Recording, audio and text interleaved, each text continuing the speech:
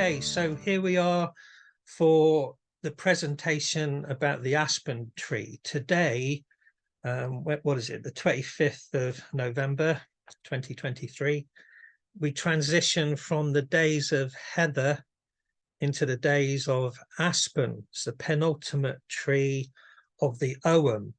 I give different trees different titles, and they keep changing the more I learn. So there's kind of just me naming things and putting things in packages. But I now see aspen as into the star realm, the realm of the ancestors, and I'll explain that as I go through the presentation. So I'm just going to bring up a PowerPoint. Now, aspen, the star law of aspen goes from the 3rd degree of Sagittarius to the 21st degree of Sagittarius. So it's the only tree that's completely Sagittarius. So all of its star law is to do with that, and it's actually quite mind-blowing and uncanny. And you know what I'm about to talk about, I would find it very hard to believe that the medieval bardic people knew this, or that the ancient Celtic people even knew this, or maybe they did, and it came from their shaman or whatever, or it was just intuitive. But the position of the aspen tree in the sun's ecliptic is unique and is very interesting. Now, one thing that's unique with the aspen is this. I've had this photo for a few years now, and I call it a fistful of stars. Every single aspen twig has a 5-pointed star running through it. And when I said that some years ago, I then had a bit of a wobble and thought, have I got it right? Have I definitely got twigs from the aspen tree, or did I get twigs from just a poplar tree? And it actually doesn't matter. All of the poplar trees have 5-pointed stars running through them. Even in North America, the cottonwood trees. But I have since verified and checked and double checked, and yes, aspen tree itself for Europe, for the Celts, it's Populus tremula, also known as the European aspen tree, has 5-pointed stars running through it. So that's an amazing thing just to think about. If you think about a whole tree, massive tree, all of its branches and twigs just singing a song of stars, and that's what aspen does. You know, it is the tree of stars. And in many cultures of the ancient world, the stars, the night sky, was seen as the realm of spirits, the star realm, the spirit realm. There's the idea that we're all stars, or when we die, we go back to the stars. And the Milky Way was seen as a river of stars, or a road of stars, or a pathway of stars. And it would lead you back to the ancestral origins. Now, that's also to do with Sagittarius. It's just amazing. I'll say a bit more in a minute. So just as it works in the Ogham, then you can see here that on the left, we've been through the days of heather, and today is the very moment where we go from heather into aspen. And then from aspen will lead us to the yew tree, and the yew tree holds the position of winter solstice and the rebirth. So this poster for the Ogham, I deliberately put stars in the night sky corresponding with the aspen tree approaching the yew tree, very much thinking of the star realms before the rebirth of the sun at winter solstice. Now, just to recap quickly the fourth Acma, because that's the kind of journey that we're on from autumn equinox to the winter solstice. That's the journey, that's the mystery of this quarter. So it began with the autumn equinox and descending into the days of darkness to the pine trees on the ridges between tribal territories and preparing for the hunt with Fimacool and the Fianna and so on, or Gwyn up Neath. So there's the pine trees are this highland ridges between tribal territories where the hunters would prepare to hunt. And then following that, the hunt then happens through gorse and heather. And gorse and heather are the wild heath. That's what they are. They're shrubs. They're not even trees. They're uniquely heathland. So gorse and heather are that terrain, and in between them is Samhain. It's really magical. So the wild hunt gallops towards Samhain through the gorse and then reaches Samhain. It's all about the wild hunt and honoring the ancestors, as well as birthing a new year of seeds going into the ground, and then carrying on with the wild hunt through the heather to this very moment today. So you could imagine, as a kind of like visualization, that you could start the wild hunt in the pine forests and then go galloping through the gorse and heather. And then once you've gone through the gorse and heather of the wild heath, then you come to an aspen forest. And that's where we are now, this moment. But the aspen forest that we've reached is also sacred ground. It's a spirit land. It's a land of stars. It's the star realm, literally, because of Sagittarius. And Scorpio, which we left in the days of heather, governs death. In star lore, the scorpion stings the centaur of Sagittarius with its tail, and so the centaur, the Sagittarius, is a wounded healer. It's been stung by the scorpion. That's the star lore story of it. But simplistically, it's kind of death, and then into Aspen is going into the spirit world. And then after Aspen, we wrap the yew tree, the most ancient yew tree, and the rebirth at winter solstice. So that's the kind of story or song that the Acma is singing about. Now, Sagittarius, looking at it esoterically and for medicine as well, is very, very unique and uniquely to do with the spirit realm and the star realm. But it's also one of the three fire signs. So the three fire signs are Sagittarius, Aries, and Leo. And in simple terms, that's the three cauldrons. So Aries governs the head, the upper cauldron. Leo, the lion, governs the heart, the middle cauldron. And Sagittarius governs the thighs, the lower cauldron. And that's quite interesting with some of the medicine that comes from the aspen tree as well. But Sagittarius then also holds a unique position in our Milky Way as perceived from planet Earth. And it's this. So you can see here on the right part of Scorpio, the sting of the scorpion is coming up through the trees there towards Sagittarius. And in between Scorpio and Sagittarius is the galactic center. It's actually part of the Sagittarian night sky. on the left is only part of Sagittarius there. It's another depiction of it, some sort of satellite photographs. So, you know, what is galactic center? Well,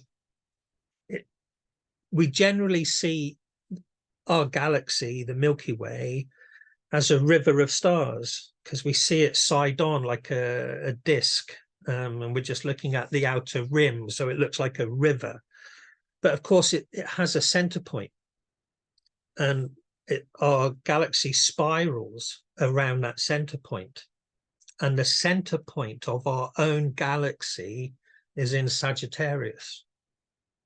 And I don't think medieval bards could know this without our super telescopes, or Iron Age Celts and Druids. How would they know that the very center of the realm of stars is in Sagittarius, is in Aspen, the tree of stars? That's just mad. You know, the very center of our Milky Way, if you didn't know, it's what they call, it's a black hole, but it's not just a black hole. They actually call it a supermassive black hole. You know, so it's not even a massive black hole, it's a supermassive black hole is the center of our Milky Way galaxy, and we're all spiraling around that. Even us in our distant solar system with our sun, you know, but the actual galactic center then, you know, that center point of the realm of stars, the ancestral realm, is in Sagittarius.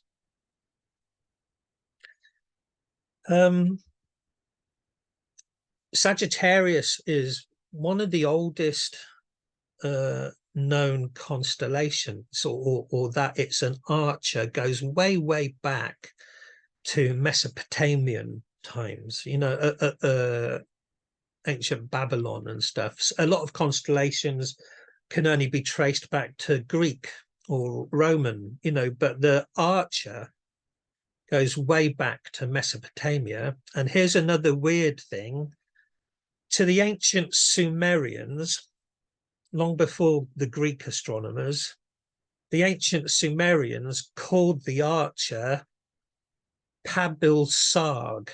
I'll spell it. It's Pabilsag, Pabil-Sag. And it means the great ancestor. How weird, again, you know. So it's that Aspen is a tree of stars, ancestral realms, spirit realms, center point of our own star galaxy, and the archer is the chief of ancestors. That's some amazing star lore there. So, you know, going back to that simple thing of having a fistful of twigs and it being a fistful of stars, you know, the Irish lore of the aspen tree was a thing of taboo, that the aspen wood was used to make a staff or a rod, and it had only one purpose, and it was kept in churches, and it was used for measuring bodies for burial. It was called a fey, and that's just spelled F-E, fey. But what is that then? You know, people considered it taboo. They didn't want to touch this rod because of its relationship to funeral rites. But it's actually the tree of stars. It's a psychopomp. You know, you're using the star tree to measure out bodies for burial. You're helping the spirits to the spirit world with the tree of stars is what's really going on. You know, very special. It's like a psychopomp thing. So this is what happens then in the Ogham Grove, is with the aspen, you've already had the death sting. That was a couple of days ago. The death sting is when the sun goes from Scorpio into Sagittarius. So the sting of the scorpion has stung the centaur. And so then the centaur is wounded, but it's the great healer. So the wounded healer in mythology, wrapped up with Chiron and stuff. But it's received its death blow. It is gradually dying, just like the year is dying and getting colder and colder and colder. And so I've written here a letting go and just trusting in the spirit world, trusting in the ancestors that support us and are all around us, you know. And then when we get to the yew tree, it's just stillness and peace, waiting for the winter solstice.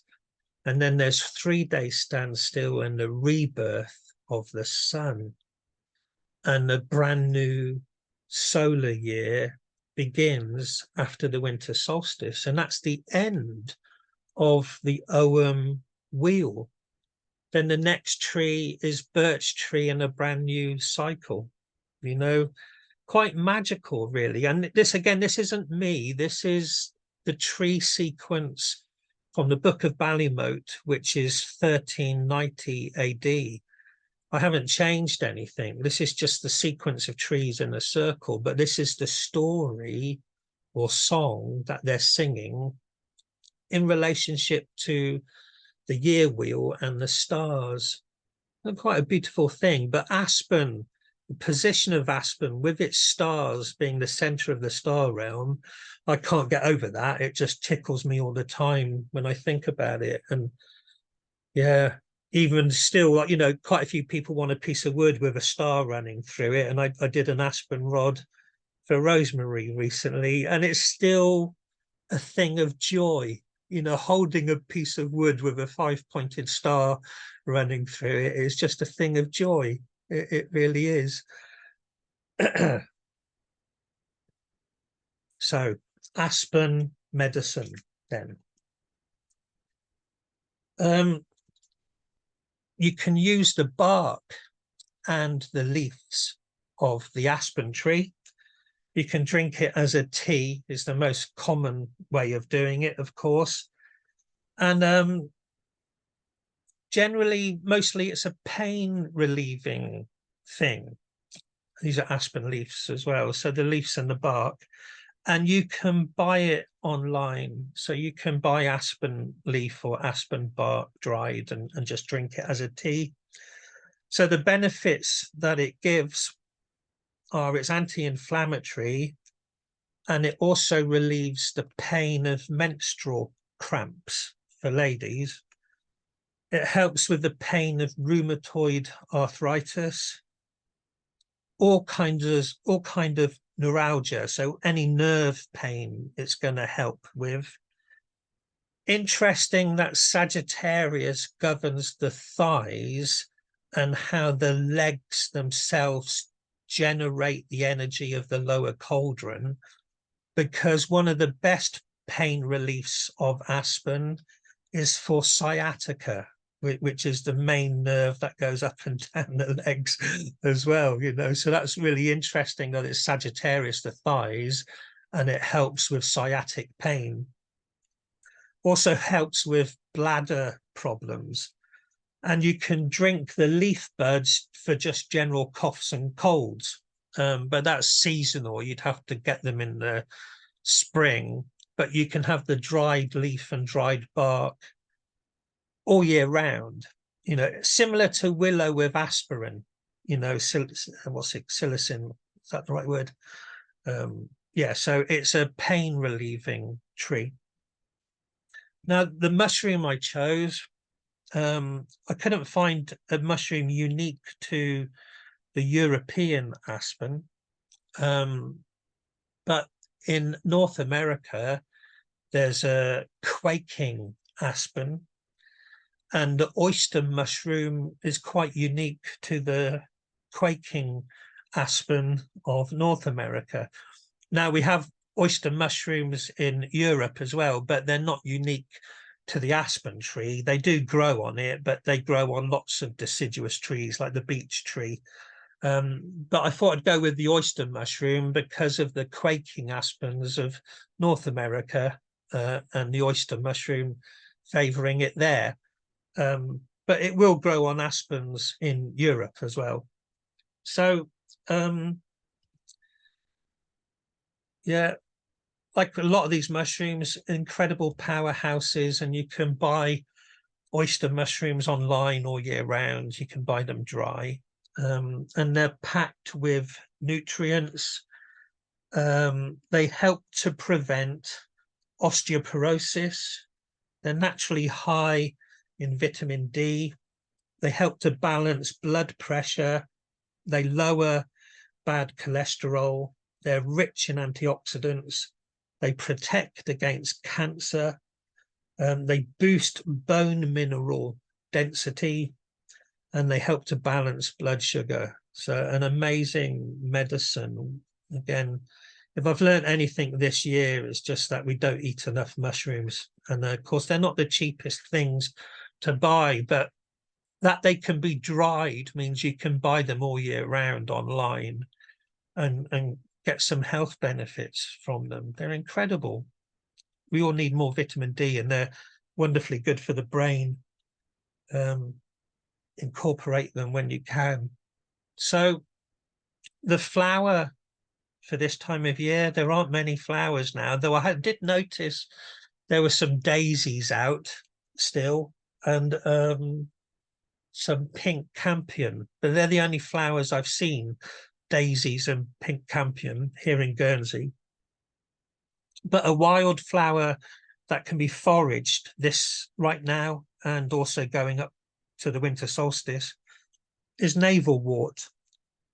And I picked it just because it was something you can forage here and now this time of year, not really realizing the coincidence that Aspen is the center of our galaxy, the center point, the omphalos, you know, and this is Navelwort. It's called Navelwort because it looks like your belly button, so it's a center point as well. So it fits in nicely with the star law of Aspen, just because they're a load of little belly buttons.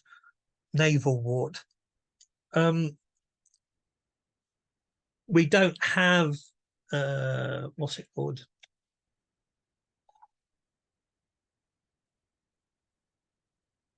Plant's gone out of my head. A green plant, that's good. Aloe vera. So aloe vera, an American plant.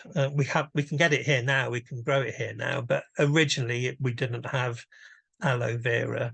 And Navelwort is very, very similar.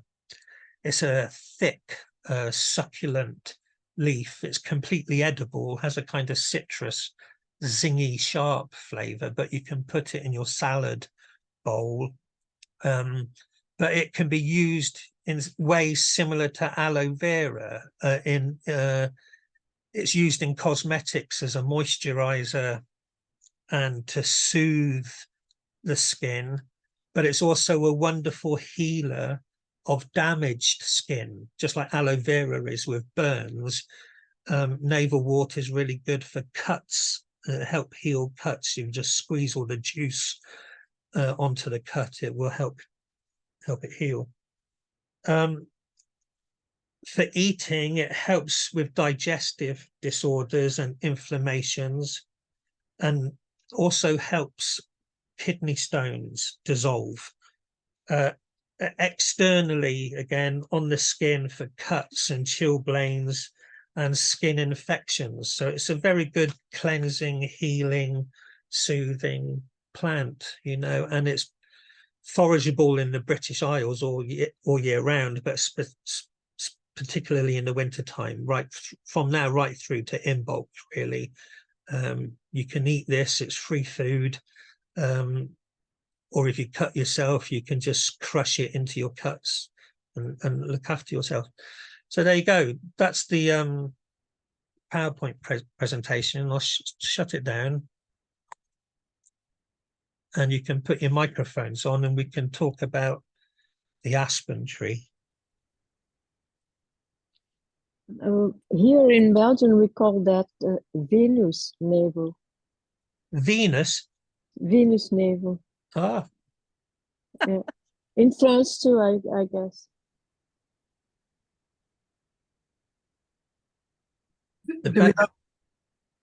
Do we know when we first started associating that five-pointed star shape with the stars in the sky?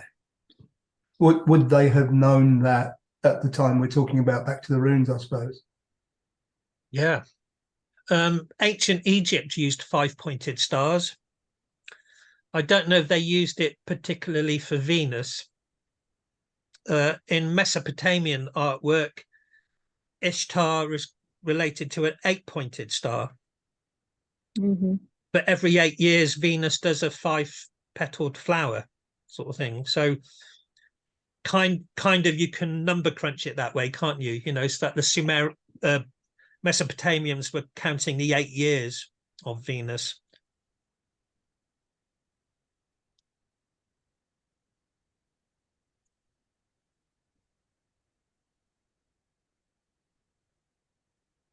Talia, do you know if Egypt used five-pointed stars for Venus? Well, it might have been for Isis, mightn't it? Yeah. The Hathor, well, Isis Hathor, I suppose. But then there's Nuit, would have been the star goddess, really, wouldn't she? So, not sure. I'm not very familiar with the aspen tree, so I've really enjoyed this, Yuri. Yeah. But you saying about it being part of the poplar family, does that include the black poplar? Yes, I think so. Oh, well, I've got one of those in the graveyard at the back of it. I'll have to go and cut some of the twigs and have a look and see if they've got stars in them. Yeah. And it does, like, I think the American one lets out, like, seed heads that are fluffy and... Is that the cottonwood, I'm Yeah, guessing? the cottonwood, yeah. Yeah. Yeah, so it is the same. Unfortunately, they really butchered it, saying that it was partly damaged and it was a huge tree. And I went out and had, as you can imagine, Thalia, went out, all guns blazing, saying, what on earth are you doing? That beautiful tree, you know. And I spoke to the tree surgeon that came round to begin with, and I think I did save some of it, and I've noticed that it is sprouting again. But it's a really huge tree, and I always called it my fairy tree because I saw so many fairies dancing around in it. So, you know, when they cut the trees, they cut your heart, don't they? It hurts. So I'll have to go out and have a look now, the black poplar. So thank you for introducing me to the aspen. What's unique to the European aspen, and I guess the North American quaking aspen, but certainly the Populus tremula, the reason it's called tremula is because the leaves actually shake. The way their stem connects to the twig, it's a very thin, kind of flat, thin stem that shakes really quickly in the wind. So if you're under a tree like that, the whole tree is whispering. It really sounds like, you know, so it's like the spirits are whispering all around you. So it's not just the stars in the twigs, but the leaves make a whispering of spirits as well. Amy. Hi, everybody. The cottonwood tree is sacred, the sacred tree of the plains, the Native Americans who lived in the plains. And I've heard that the Quakies, as we call them here, were sacred to the Utes, but I'm not sure about that. I'd have to check. I have some Ute friends. I'd have to check with that. But the cottonwood, that's my favorite tree in the whole world. I just love that tree. And it is a signifier. I mean, wherever you see cottonwood, you see water. You know that water is there. You don't necessarily see it, but they grow along ditch banks and river banks. And we're losing a lot of cottonwoods because of how the West is drying out. And in where I live, we used to have like 8 cottonwoods. At least they're all gone because the water is leaving us. It's either because of drought or overuse. And so that's really horribly sad. I love cottonwood trees. So take care of your cottonwoods. Your aspen trees over there. Aspens here are climate change has been having a field day with aspens. There's the it's sad. It's something or other aspen disease. I can't remember what the S stands for, but they rot. It's a fungus or something, and they rot, and they're the leaves in the fall, instead of turning that gorgeous gold, they just turn black and fall off. Seasonal. No, that's the depression. I'll have to figure it out. But that's been happening for a couple of decades, and talk about sad. But in the fall, a healthy aspen grove is beautiful. It's gold and orange and red. It's just gorgeous. I'll post some pictures.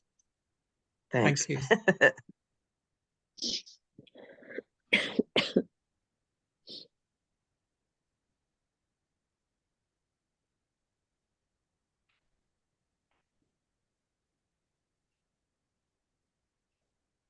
Okay.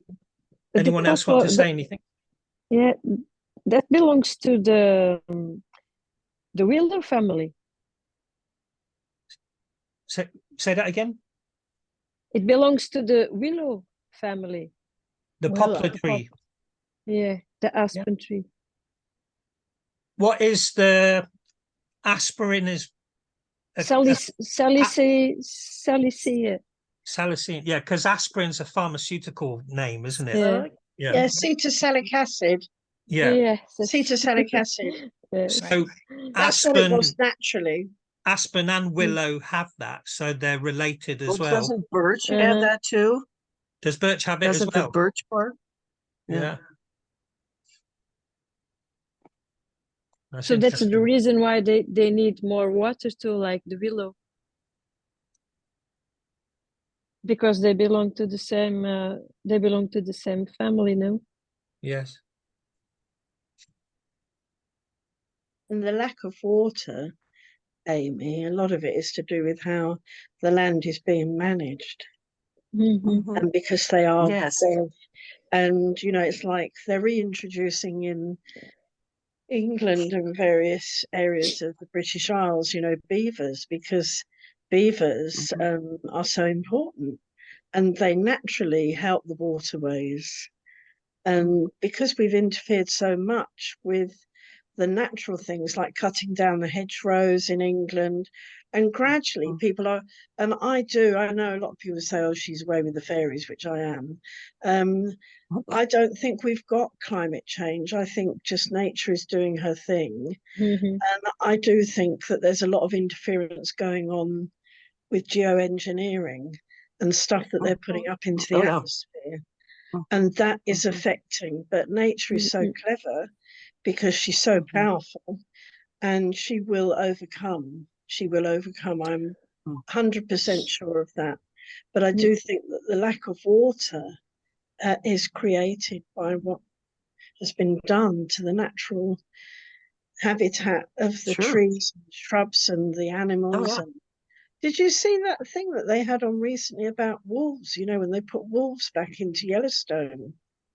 Did you see that at all? And how it's affected the whole of Yellowstone, the whole ecological, and it's affected how the rivers flow.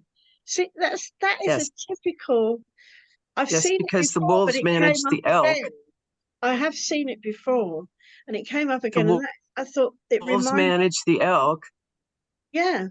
And spread the elk out so that the elk aren't overgrazing, and then the trees, the cottonwoods, and everything. Yeah, I know that. We're reintroducing wolves into Colorado this next month. Oh, are you? And so that's good. Oh yeah, well, don't get me going on that. It's absolutely huge. And the ranchers and the sheep growers are all up in arms, but literally. But the Yellowstone wolves are a miraculous case. It's really fascinating. And now they're being shot and killed. It's terrible. So pray for the wolves, if you would. What's crazy in Britain, and the government don't seem to be doing anything about it, is the water companies are pumping untreated sewerage into the coastlines and rivers. Oh no. What? You know, Oh, 'cause yes, they What? are. it's just crazy. Oh, yes, they are. Because it's too expensive to do anything else. Because Just they Ah. can't buy themselves another condominium in the south of France, or, It's you know, buy horrible. a few more 100 pairs of shoes or whatever, yeah. whatever they spend their money on. Well, Where's- also Where's this we happening? don't own the water companies anymore. They're now owned by American pension companies, so they're not prepared to put the investment in. American pension companies.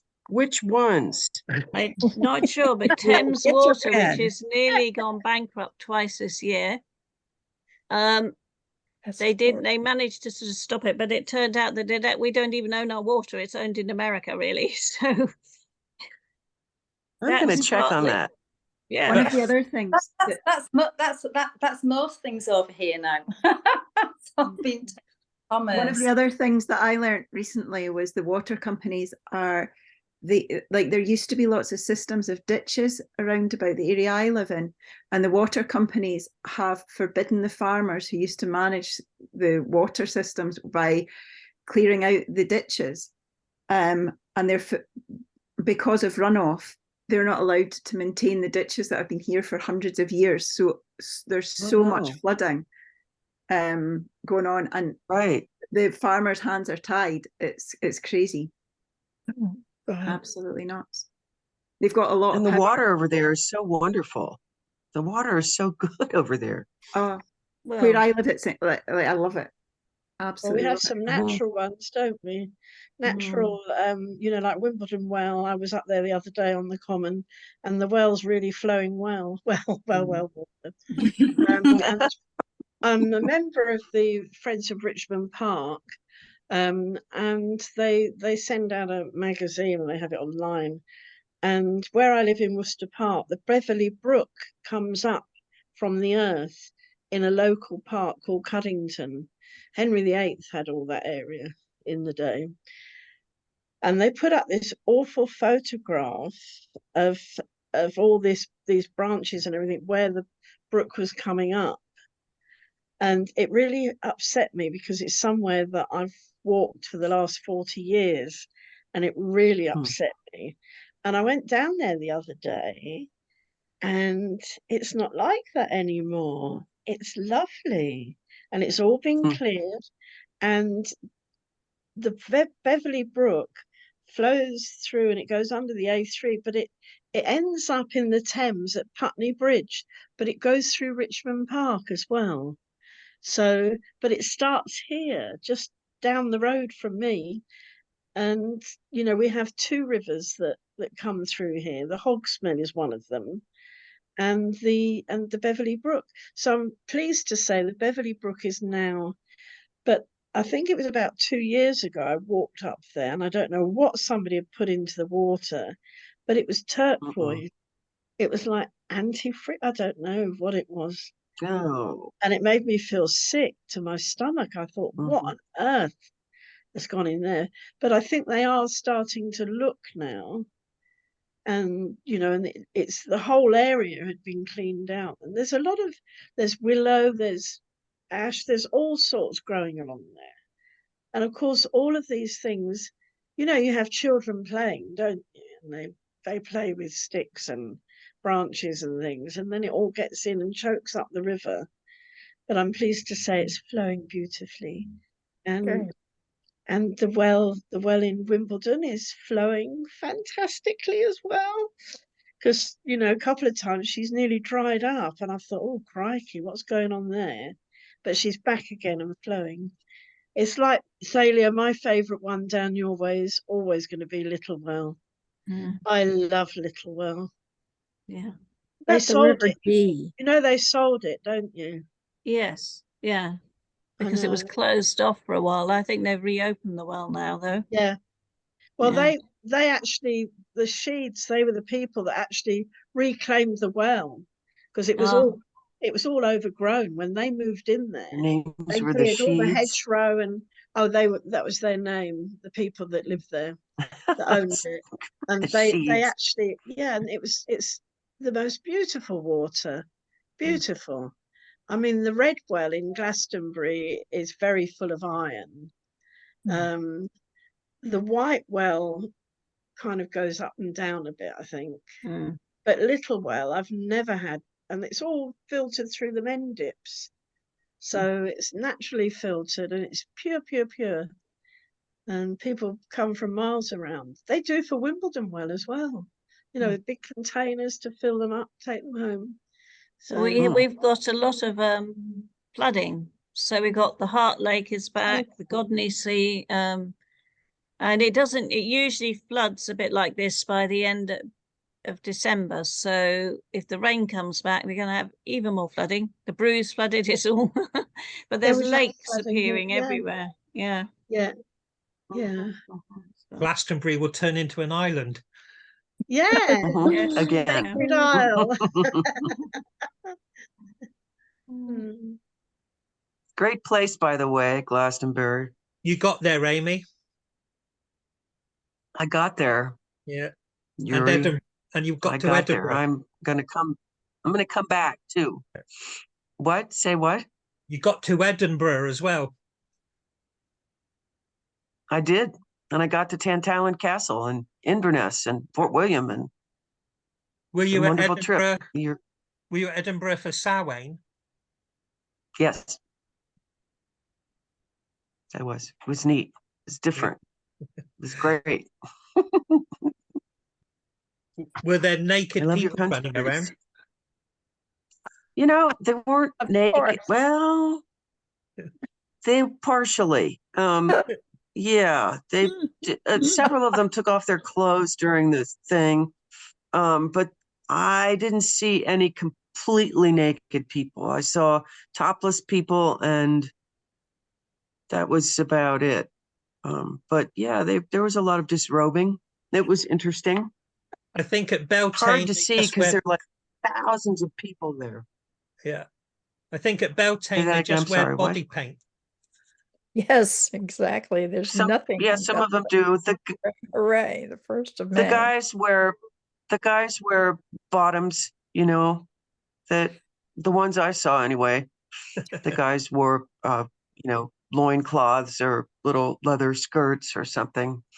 So yeah, and a lot of them are dressed as, I love it, these huge beings, just weird looking fur or teeth or beaks, just these beings, you know, the Wild Hunt.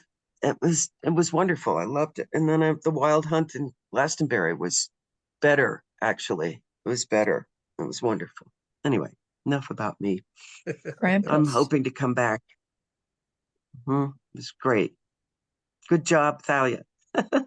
Yes, well, we still got to meet up and have a cup of tea because we didn't.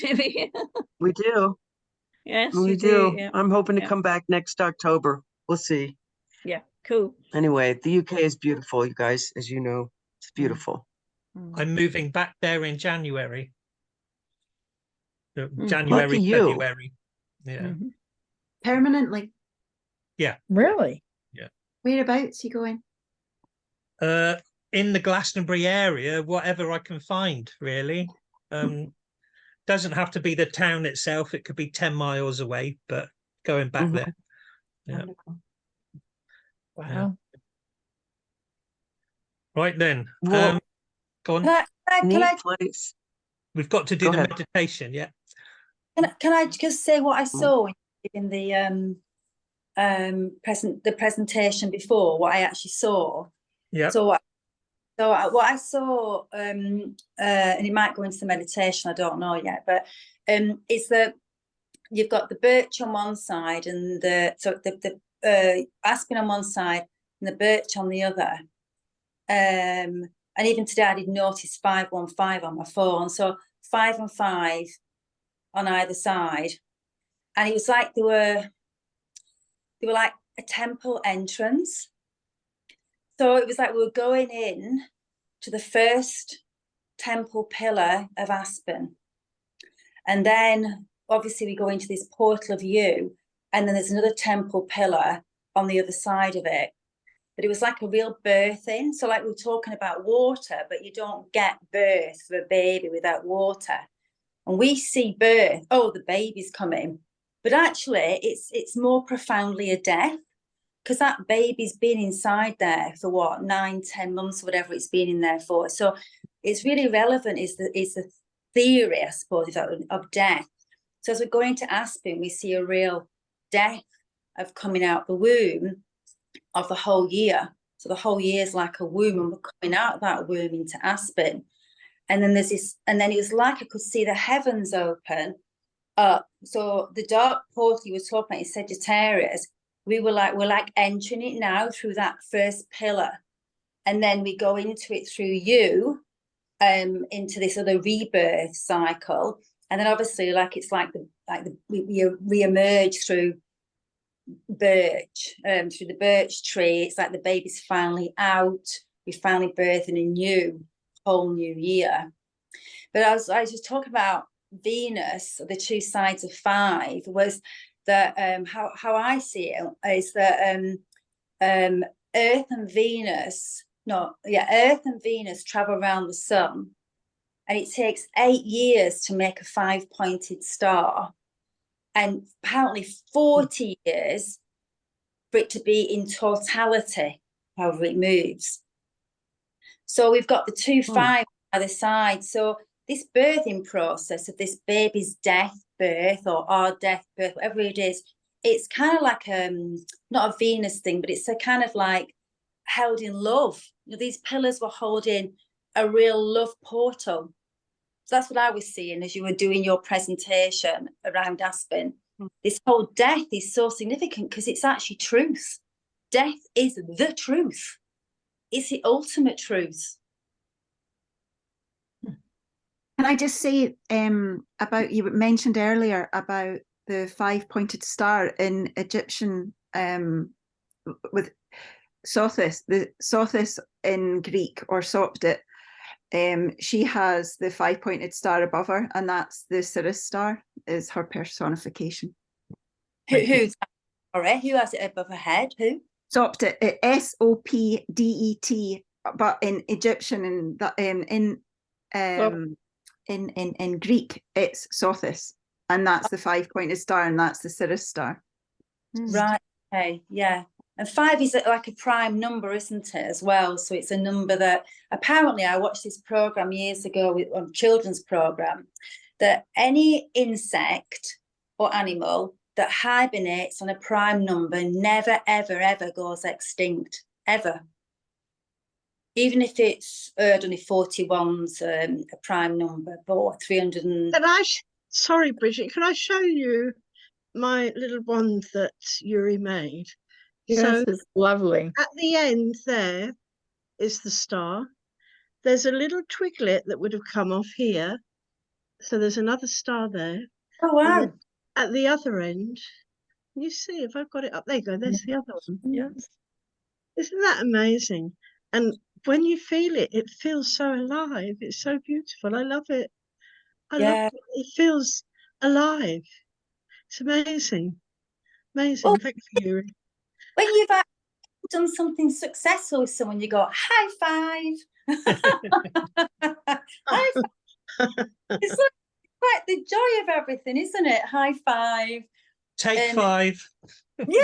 I don't mean death to be death. What I mean is that this everything's contained there, isn't it? So when we go into that dark little, whatever you called it in Sagittarius, the galactic point, everything's there. Our life's so microscopic, isn't it? What's amazing with that is the galaxy is spinning around the black hole. Yeah. It's so macrocosmic, but that black hole is sucking it all in as well, you know. But it's such huge distances and time, you know. But that's the center of the star realm for our galaxy, you know. I find it fascinating that maybe our mind is in the black hole, because, you know, if I ask myself the question, where is my mind? I actually don't have an answer to it. It's got to be everywhere, hasn't it? Including the black, the sucked in black massive hole. Yeah. Yeah, the great mystery. Well, my mind feels like a black hole sometimes, but you know. Yeah. Right, I'll stop recording and we'll do our meditation. So you can put your microphone.